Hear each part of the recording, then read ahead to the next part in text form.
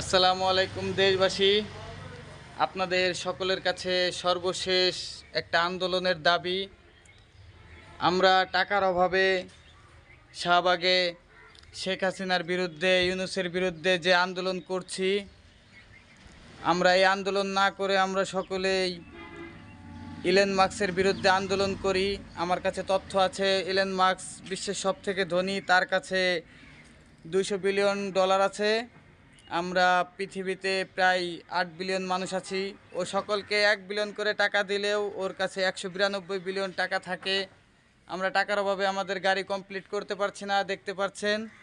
তো সবাই চলুন আমাদের সকলের স্বপ্ন পূরণ করি। আমরা শাহবাগে শেখ হাসিনা ও ইউনূসের বিরুদ্ধে আন্দোলন না করে আমরা সবাই এলেন মার্কসের বিরুদ্ধে আন্দোলন করি। সবাই চলুন, লং মার্চ টু এলেন মার্কস। চলুন সবাই দলে দলে যোগদান করি, আমাদের আন্দোলন সফল ও সার্থক করি। ধন্যবাদ।